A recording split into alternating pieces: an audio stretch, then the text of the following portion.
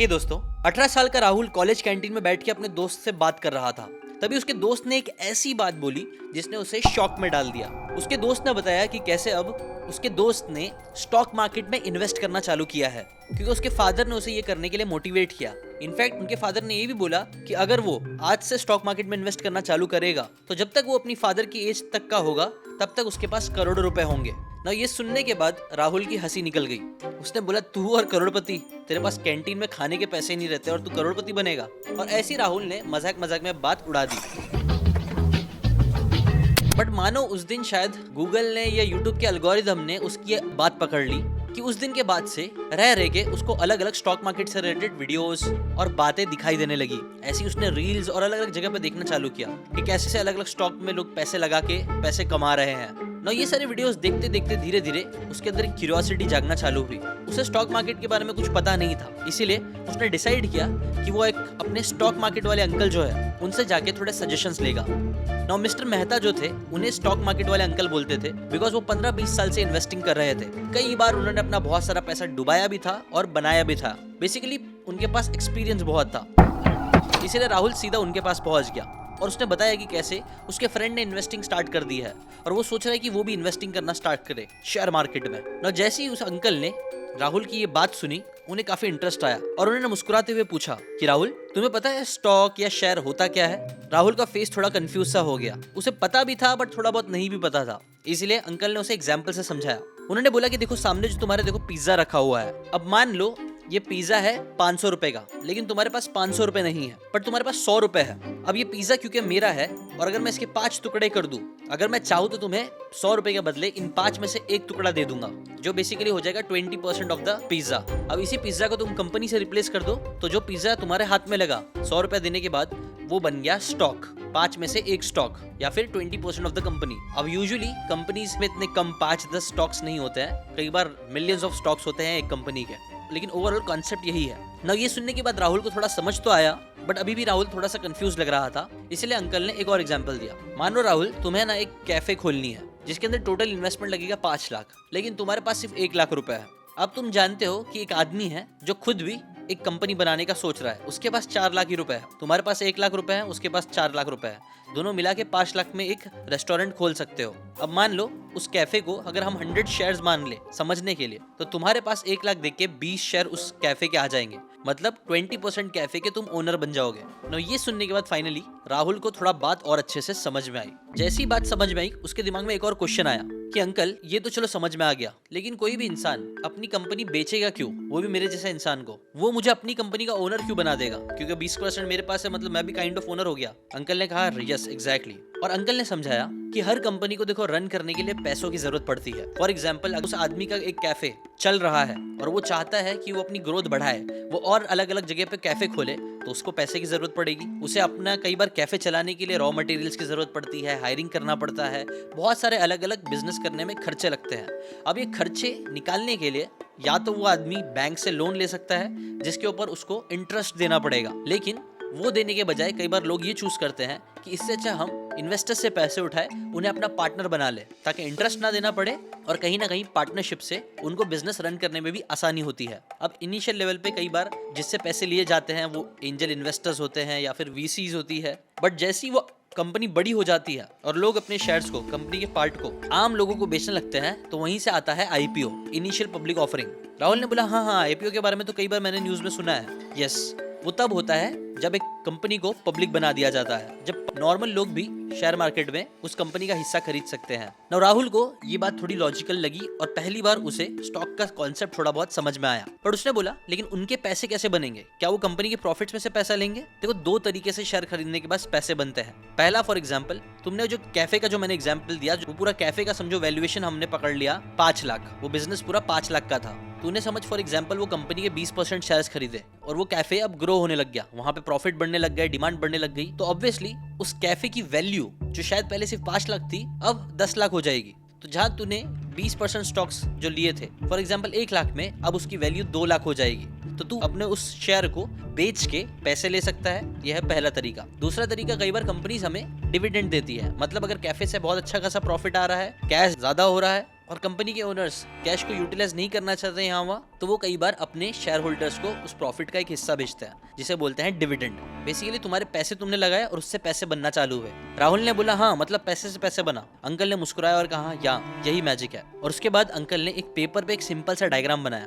राहुल ने बोला ये क्या है? उन्होंने बोला ये जो लाइन दिख रही है ये है बेसिकली कंपाउंडिंग। अगर तुमने 1 लाख रुपए इन्वेस्ट किए किसी बिजनेस में और वो बिजनेस ग्रो कर रहा है 10% के हिसाब से, तो ये लाइन धीरे धीरे एक सीधी लाइन नहीं बनेगी टाइम के साथ, बल्कि ये ऐसे एक एक्सपोनेंशियल कर्व देगा। मतलब एक टाइम बाद तुम्हारी 1 लाख रुपए 1 करोड़ या 10 करोड़ भी बन सकते हैं 10-20 साल में। बट हाँ, इसके लिए टाइम लगता है और इसी को बोलते हैं कंपाउंडिंग। करोड़ों सुनते ही राहुल के कान खड़े हो गए। अगर ये सब इतना आसान है तो हर कोई अमीर क्यों नहीं बनता स्टॉक मार्केट में पैसे डाल के? ये इतना सिंपल नहीं है। अब मान लो वो कैफे में तुमने जो 5 लाख रुपए लगाए, वो कैफे आपको मंथली 1 लाख का प्रॉफिट बन रहा था, जो ग्रो होने के बाद मंथली 2 लाख का प्रॉफिट हुआ। जब प्रॉफिट हुआ तब तुम्हारा वैल्यूएशन 5 लाख से 10 लाख की हो गई। लेकिन अगर ऐसा नहीं होता, अगर तुमने कैफे चलाया, वो 1 लाख रुपए डाले और प्रॉफिट 1 लाख के बजाय, जो 1 लाख था, अब वो 1 लाख के बजाय तुमको सिर्फ 50,000 या उससे भी कम मिल रहा है, तो ऑब्वियसली तुम्हारे कैफे की जो वैल्यू है वो कम हो जाएगी, क्योंकि उसमें से प्रॉफिट नहीं बन रहा है। इसीलिए ये बहुत बहुत जरूरी है कि आप सही कंपनीज में ही पैसा डालो, जिसके अंदर तुमको लग रहा है कि लॉन्ग टर्म पोटेंशियल है, जो बड़ी बन सकती है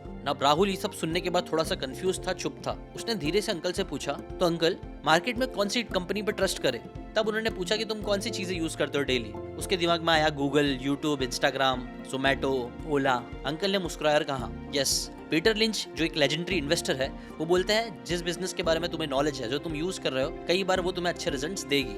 फॉर एग्जाम्पल, तुम गूगल बहुत साल से यूज कर रहे हो। राहुल ने बोला हाँ। तुमको लगता है आने वाले 5 साल में गूगल ग्रो करेगी या डूबेगी? राहुल ने बोला मुझे तो लगता है वो ग्रो करेगी। तो बस तुम उसमें इन्वेस्ट कर सकते हो, क्योंकि ये कंपनीज के पीछे स्ट्रॉन्ग लीडरशिप, उनका strong balance sheet, global presence और बिजनेस मॉडल है, जो शायद परफेक्ट नहीं है, रिस्क फ्री भी नहीं है, पर क्योंकि अभी तुमने रिसर्च नहीं किया है, तो भी तुम एक जजमेंट ले सकते हो कि हाँ ये कंपनीज अच्छी होगी। तब राहुल ने उनसे एक सवाल पूछा, लेकिन अंकल ये सब कंपनी तो बाहर की है, इंडिया की नहीं है, क्या बाहर की कंपनीज में भी इन्वेस्ट करना चाहिए? ये हमारे देश के प्रॉफिट के लिए अच्छा भी है? अंकल को ये बात काफी इंटरेस्टिंग लगी। उन्होंने राहुल से पूछा, देखो बाहर की कंपनीज में ऑब्वियसली इन्वेस्ट करना जरूरी नहीं है, पर ये एक स्मार्ट डिसीजन हो सकता है। राहुल ने पूछा कैसे? उन्होंने बोला 5 रीजन की वजह से। पहला, गूगल जैसी कंपनीज ग्लोबल जायंट्स है, जो एआई रेवोल्यूशन आ रहा है उन सब चीजों में ये लोग हमेशा थोड़े आगे रहेंगे। क्लाउड कंप्यूटिंग, सेमीकंडक्टर्स, ये सब ग्लोबल टेक लीडर्स है। गूगल, एप्पल, माइक्रोसॉफ्ट, अमेजॉन, ये कंपनी सिर्फ अमेरिका में नहीं है, ये पूरे वर्ल्ड में बिजनेस करती है। इंडिया में भी उनका बिजनेस है, डेली इनका प्रोडक्ट हम लोग यूज करते हैं,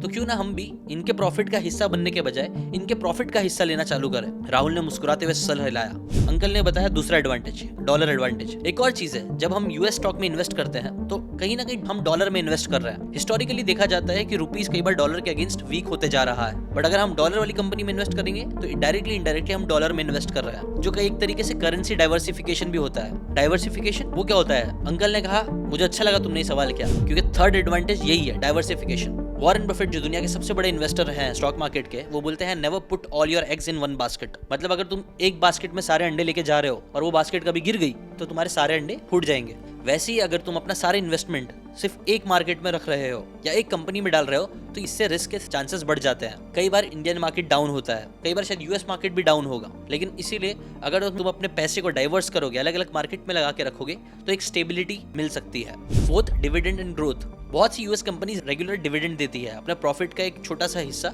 अपने शेयर होल्डर्स के साथ शेयर करती है, जो कि एक तरीके का पैसिव इनकम भी है। और लास्ट, फ्रैक्शनल इन्वेस्टिंग। अब देखो कई बार जो बाहर के शेयर्स होंगे ना, वो बहुत महंगे होते हैं, शायद तुम्हारे पास वो पूरा शेयर खरीदने का पैसा ना हो, 20-20, 30-30 हजार के शेयर्स। तो कई बार ये जो बाहर की कंपनीज होती है वो फ्रैक्शनल शेयर खरीदने का भी मौका देती है, जिससे आप अपने छोटे इन्वेस्टमेंट से भी बड़ी कंपनी का एक छोटा सा हिस्सा ले सकते हो। बस ये 5 रीजन की वजह से कई बार बाहर की कंपनी में इन्वेस्ट करना भी समझदारी हो सकती है। अब राहुल ने पूछा, पर अंकल यूएस स्टॉक्स खरीदते कैसे हैं? वो तो बहुत मुश्किल होता होगा ना, इन टैक्स, इंटरनेशनल अकाउंट, ऐसा कुछ होता है ना? अंकल को ये सारी बातें काफी इंटरेस्टिंग लगी। उन्होंने मुस्कुराया और कहा कि हाँ तुम सही बोल रहे हो। पहले एक टाइम था जब इंटरनेशनल अकाउंट, टैक्स, कन्वर्जन, ये सब बहुत कॉम्प्लिकेटेड था, लेकिन अभी कई सारे इंडिया में प्लेटफॉर्म्स आ गए हैं, जिसमें से पर्सनली मैं खुद यूज करता हूँ IND मनी।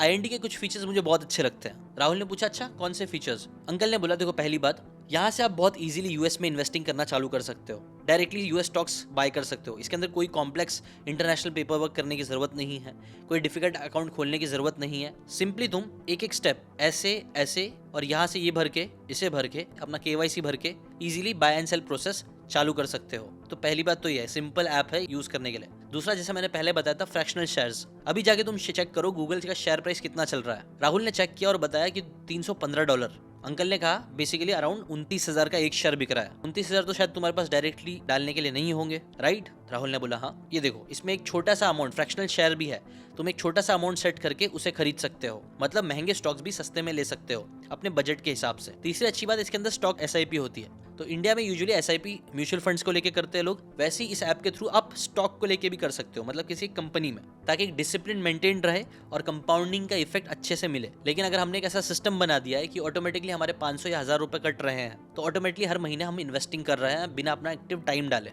समझा? राहुल ने बोला हाँ। चौथा, dollar exposure. Investment US based होता है, मतलब रूपी डिप्रिशिएशन के अगेंस्ट एक हेज की तरह ये काम करता है। और पांचवा, स्मार्ट टूल्स। IND मनी में तुमको कई बार कंपनी का परफॉर्मेंस, मार्केट का मूड, लोग US स्टॉक में कितना इंटरेस्ट दिखा रहे हैं, कितना ट्रेड कर रहे हैं, ये सब सिंपल लैंग्वेज में सेंटिमेंट एनालिसिस जिसे बोलते हैं, उसके बेसिस पे तुमको मालूम पड़ सकता है कि मार्केट के इमोशंस कैसे चल रहे हैं, जो बेसिकली यूथ फ्रेंडली है, यंग लोगों के लिए, तुम्हारे लोग के लिए काम का है, विजुअल है और अंडरस्टैंडेबल है इजीली कि मार्केट कहाँ जा रहा है क्या नहीं। डिविडेंड ट्रैकिंग भी यहाँ से कर सकते हो, अगर डिविडेंड स्टॉक्स लेते हो तो पैसिव इनकम ट्रैक कर सकते हो ऐसे। आई होप ये सब बातें से तुम्हें थोड़ी तो नॉलेज मिली हो। उसने बोला हाँ। अगर तुम भी IND मनी के साथ इन्वेस्ट करना चाहते हो तो मैं तुमको लिंक शेयर करता हूँ, तुम उससे जाके अब भी अपनी इन्वेस्टमेंट स्टार्ट कर सकते हो। राहुल ने बोला ठीक है, मैं तो अब भी जाके इन्वेस्टमेंट स्टार्ट करूंगा। मैं तो सोच रहा हूँ डैड से भी पैसे लेके इन्वेस्ट करना चालू कर दूं, सारे पैसे डाल दूं बाहर के स्टॉक्स में। अंकल ने बोला रुको, देखो ये सब इतना सिंपल नहीं है, तुमको अपने सारे पैसे बिल्कुल एक जगह पे इन्वेस्ट नहीं करने हैं। ये सबसे बड़ी गलती होती है जो बिगनर्स करते हैं। उनको लगता है मैं पैसे एक जगह डाल दूंगा, ये डबल टिबल हो जाएंगे और मैं अमीर बन जाऊंगा।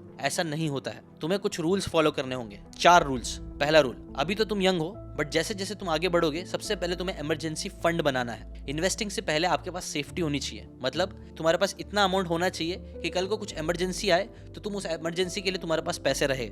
सेकेंड रूल, डाइवर्सिफाई करना। एक ही कंपनी में या एक ही मार्केट में सारे पैसे डाल के रखने से अच्छा है अलग अलग मार्केट्स में, अलग अलग कंपनीज में, म्यूचुअल फंड्स में या अलग अलग जगह अपना पूरा पोर्टफोलियो बनाने की कोशिश करना। रिस्क को स्प्रेड रखना। डाइवर्सिफिकेशन बोरिंग होता है, थोड़े रिटर्न शायद कम मिल सकते हैं, लेकिन रिस्क भी कम होता है और इसे ही स्मार्ट इन्वेस्टिंग बोलते हैं। इसलिए ये रूल भी याद रखना। Rule number 3, long term mindset.